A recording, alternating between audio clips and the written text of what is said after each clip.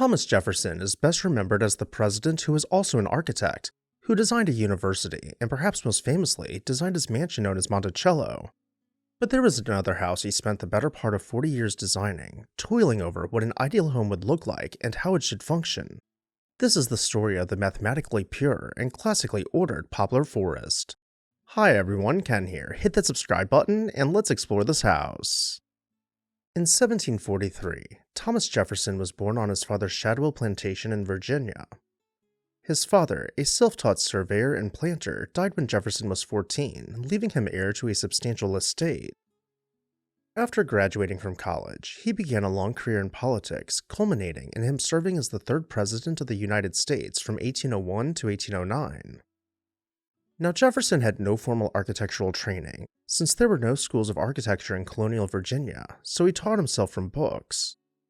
Andrea Palladio's I Quattro Libri dell'Architettura of 1570 was in his own description his Bible, the well from which he drew the classical orders, the harmonic proportions, the love of symmetry, and the five-part villa scheme of central block connecting hyphens and flanking pavilions. He also leaned heavily on the British Palladians, men like James Gibbs, James Leoni, Robert Morris, and William Kent, and from their pattern books he absorbed the octagonal plans that would dominate his drawings for the rest of his life. Jefferson's 5 years in France were transformative. In the south of France in 1787, he made a pilgrimage to the Maison Carrée, the small first-century Roman temple at Nimes, and famously confessed to gazing at it for whole hours like a lover at his mistress.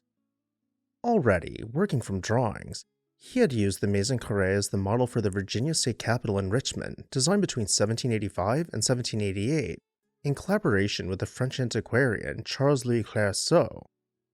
It was the first Roman temple-style public building in the New World, as the Virginia General Assembly's official history describes it, and the building that would set the template for the United States Capitol, countless state houses, and the Jefferson Memorial itself. He had already begun Monticello in 1769, working from Palladio and Gibbs. After Paris, he tore much of it down and rebuilt it on a French model, capping it with a famous dome. After his presidency, Jefferson founded the University of Virginia, chartered in 1819 and opened in 1825, designing what he called the Academical Village, a U-shaped lawn flanked by 10 faculty pavilions, each a textbook example of a different classical order, all anchored at the north end by the Rotunda, a half-scale interpretation of the Pantheon in Rome that he based explicitly on Palladio's plates. Together with Monticello and the university, Poplar Forest forms the third proof of Jefferson's mature architectural practice. Where Monticello is autobiography and the university is civic philosophy, Poplar Forest is something rarer in American architecture. It is a private, distilled, almost crystalline statement of one man's ideals of a house. The Bedford County land that became Poplar Forest came to Jefferson by inheritance. The retreat house itself was a late deliberate idea.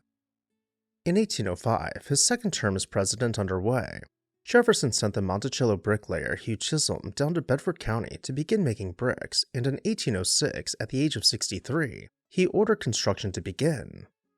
The plan he chose was one he had been turning over for 40 years, a freestanding equilateral octagon, a form he had first sketched as a young man for an imagined chapel and revived in 1800 in an unbuilt house meant for his daughter Maria at Pantops. With Maria's death in 1804, the Pantops plan went into the drawer. 2 years later, he pulled it out, modified it, and built it at last in Bedford County. The house was framed by 1809, the year his presidency ended, but finishing work continued, room by room and frieze by frieze, until his own death in 1826. The house's most quoted feature is its plan, an equilateral octagon whose 8 exterior brick walls each measure about 22 feet, enclosing a building roughly 50 feet across. Inside, the geometry continues with mathematical purity. 4 elongated octagonal rooms, set to the north, south, east, and west, wrap around a central square room that is a perfect cube, 20 feet in every direction. Corner fireplaces are tucked into each octagon, completing their geometry. The exterior, with its modest single-story face turned to the north drive, conceals the fact that the central cube room rises a full 2 stories, a sleight of hand Jefferson had absorbed from the houses of Paris, where he observed all the new and good houses appeared to be of the single story. He set the house into the crown of a hill so that the south garden-facing facade reveals the lower service level fully. while the north entrance facade reads as a low, neoclassical pavilion. That central cube is the heart of the design. Because it has no exterior walls, Jefferson lit it from above with a 16-foot-long skylight running east to west, one of the largest skylights in early 19th century America. The skylight floods the dining room with a shifting daylight while emitting little heat, the kind of refined French solution Jefferson had spent 5 years studying in Paris. The room's 12-inch thick brick mass and the perimeter of cooler rooms around it gave it the qualities of a Roman atrium translated into Virginia clay. In classical architecture, the choice of order is a moral and hierarchical decision, and Jefferson treated it accordingly. For the exterior of the main house, the bedchambers and the outbuildings, he used the Tuscan order, the plainest of the Roman orders which he associated with rustic simplicity and integrity. For the dining room, he reached one rung higher to the Doric, and he commissioned the English-born sculptor William Coffey to execute its entablature. The frieze was modeled on the ancient one from the Baths of Diocletian in Rome, alternating triglyphs with human faces, including the head of Apollo the sun god. For the parlor, he chose the Ionic, modeled on the Temple of Fortuna Virilis, the ox skulls tied together by foliage swags. Jefferson's debt to France is everywhere on the inside.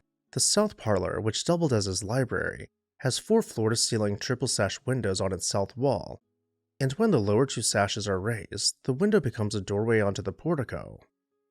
The vestibules of the alcoves open into small stair pavilions that flank the east and west sides of the house, each lit by an oversized lunette window. These pavilions were once Jefferson grudgingly added in 1806 after construction had begun, as a practical compromise that broke the purity of the octagon but allowed circulation between floors. A few hundred feet from the house, 2 miniature versions of the same architectural idea stand as Jefferson's most charming flourish.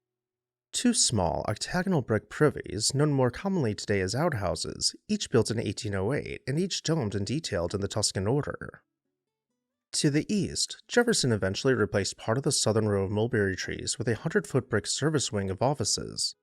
Completed in 1814 and largely the work of the enslaved master joiner John Hemmings, it housed a kitchen, a cook's room and laundry, a smokehouse, and interior storage room. Across its top, Jefferson laid what he proudly called his only architectural invention, a terrace, which was a flat walking deck created by a hidden system of ridge and gutter joist forming a series of small concealed roofs that drained outward, so that the wing was simultaneously a surface block, a covered passageway, and a promenade. In an August 1817 letter, he described how, at the twilight of the evening, they would sally out with the owls and the bats and take their evening exercise on the terrace. Jefferson called Poplar Forest the best dwelling house in the state, except that of Monticello, and perhaps preferable to that as more proportioned to the faculties of a private citizen. Designated a National Historic Landmark in 1971 and placed on the UNESCO World Heritage Tentative List, Poplar Forest saw the first comprehensive restoration phase of Jefferson's Villa Retreat completed in 2023, and it operates today as a historic house museum open to the public from April through November. And with that, I'll turn it over to you. What did you think about Poplar Forest? Let me know down below in the comment section, and while you're there, make sure you're subscribed so you never miss an exciting episode of This House.